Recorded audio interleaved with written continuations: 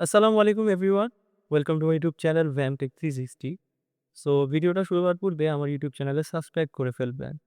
So আজকে আমরা যে বিষয়টা নিয়ে কথা বলব সেটা হচ্ছে স্টারলিংককে নিয়ে। এমন কিছু বিষয় নিয়ে কথা বলব যেগুলো নিয়ে আসলে মানে কথা হয় না। মানুষ আসলে জানে না। অধিকাংশ মানুষই জানে না। অনেকেই জানে। তো যারা জানে না তাদের জন্যই আসলে এই ভিডিওটা বানানো।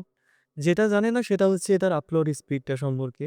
আর আরো অন্যান্য কিছু বিষয় নিয়ে। তো ১ম এ আপলোড স্পিড নিয়ে কথা বলা যাক। তো এখানে আমরা অনেকগুলো ইউটিউব চ্যানেল, অনেকগুলো মানে চ্যানেলে দেখতেছি বা অনেক নিউজেও দেখা যাচ্ছে যে তারা দেখাচ্ছে যে ৩০০ এমবিপিএস এটা ডাউনলোড স্পিড। বাট কেউ কিন্তু এটা আপলোড স্পিড নিয়ে একবারও কথা বলে নাই। যেটা নিয়ে কথা বলা উচিত আসলে। কারণ আমরা কিছু মানুষ আছি শোনার পরে মনে করেন যে হুট করে নিয়ে নিলাম। কারণ ৩০০ এমবিপিএস যেখানে মানে ডাউনলোড স্পিড আসতেছে আমরা তো ভাবেই নিতে পারি যে আপলোড স্পিড তো লাগে না। হয়তোবা আপলোড স্পিডও এমনই আসতেছে। দেখাচ্ছে না যেহেতু তেমন কোনো কিছু হবে না। বাট এখানে যেহেতু আপনারা ৩০০ এমবিপিএস ডাউনলোড স্পিড পাচ্ছেন, সেহেতু তো এদিকে আপনার মনে করেন যে এটলিস্ট হইলেও ১০০ এমবিপিএস বা ২০০ এমবিপিএস আপলোড স্পিড পাওয়া উচিত, তাই না? কিন্তু এখানে যখন দেখা যাচ্ছে আসল আপলোড স্পিডটা, তখন আসলে আপনার মাথা খারাপ হয়ে যাবে। কেন খারাপ হবে? এটা আপলোড স্পিড মাত্র মানে সর্বোচ্চ যদি বলতে যাই, সর্বোচ্চ হচ্ছে ৫০ এমবিপিএস। But not tested. মানে তারা ক্লেম করছে। সো তারা ক্লেম করছে আরো কিছু ইউটিউব চ্যানেল থেকে আমি দেখছি। তো তারা বলতেছে যে এটার আপলোড স্পিড 50 এমবিপিএস। তো 50 এমবিপিএস আপলোড স্পিড দিয়ে আসলে কি করা সম্ভব? এখন ফার্স্ট অফ অল যদি ভাবা যায় যে এটা একটা মানে ইউটিউবার একজন এই জিনিসটা পারচেজ করলো।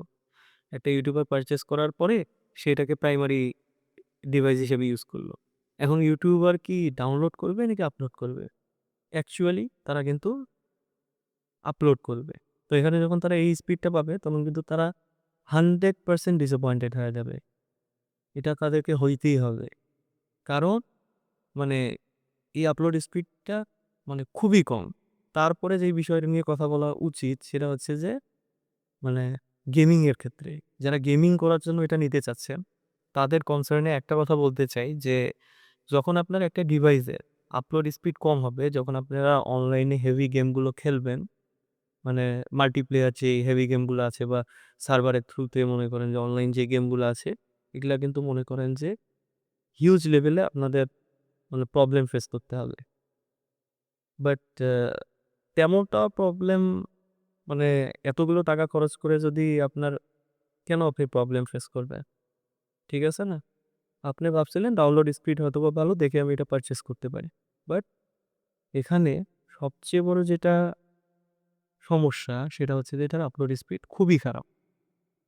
আসলে এই ভিডিওটা বানানোর যেটা মেইন উদ্দেশ্য সেটা হচ্ছে যে এই যে ডিভাইসটা আছে এই ডিভাইসটার যে আপলোড স্পিড এত খারাপ সেটা আপনাদের কাছে জানানো। তো তারপরে এটা কিন্তু পিং খুবই খারাপ। পিংও কিন্তু খুব একটা ভালো না, চলার মতো। এখন সবাই হয়তোবা যারা এক্সপার্ট আছে তারা আমাকে হয়তোবা এটা বলতে পারে যে এটা স্যাটেলাইট ইন্টারনেট তাই এরকম হচ্ছে আরকি। এখন সবচেয়ে বড় কথা হচ্ছে যাদের এলাকাতে ইন্টারনেট কানেকশন আছে, ফাইবারের থ্রুতে যারা ইন্টারনেট নিতে পারছে, তারা যদি এই ডিভাইসটা নেয়, নেওয়ার পরে তারা কিন্তু উল্টা একটা মানে ভেজালের মধ্যে পড়ে যাবে। যেটার মেইন কারণ হচ্ছে এটা আপলোড স্পিডটা। ইলন মাস্কের যে SpaceX এর স্যাটেলাইট গুলো আছে সেগুলা কিন্তু লিও স্যাটেলাইট। ওকে? তো এখানে ৩ ধরনের স্যাটেলাইট আমরা আছে জানি। সেটা হচ্ছে লিও, মিও, জিও। ঠিক আছে? ৩ ধরনের।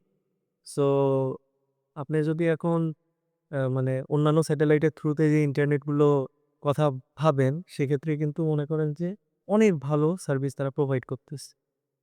মানে যেহেতু এটা লো অরবিটে আছে, সেহেতু এটা পৃথিবী থেকে এটার দূরত্বটা আগে যেই স্যাটেলাইটের মাধ্যমে ইন্টারনেট দেওয়া হইতো মানে মিও বা জিওর মাধ্যমে, ওগুলোর তুলনায় কিন্তু অনেক কাছে আছে। ওগুলা কিন্তু মনে করেন যে অনেক উপরে থাকে। তো সিগন্যাল আসা যাওয়াতেও অনেক সময় লাগে। প্রায় ১০০ এমএস ২০০ এমএস সময় লাগে ওখানে মানে পিং মানে ডাটা মানে একটা ইনস্ট্রাকশন রিসিভ করতে বা ইনস্ট্রাকশন সেন্ড করতে। তো আপনারা হয়তোবা বুঝতেছেন যে এটা একটা হিস্টোরিক্যাল একটা বিষয়।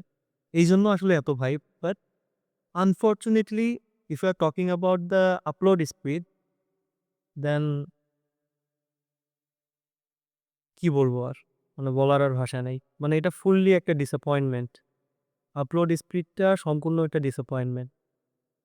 তো এটা বলার জন্যই আসলে আমি ভিডিওটা বানিয়েছিলাম। তো আপনাদের যদি ভিডিওটা ভালো লাগে তাহলে আমার ইউটিউব চ্যানেলে সাবস্ক্রাইব করে ফেলবেন। যেহেতু অনেকদিন ধরে ভিডিও ছাড়তেছি, সাবস্ক্রাইব তো একটু দরকার, নাইলে ভিডিও ছাড়তে ইচ্ছে করে না।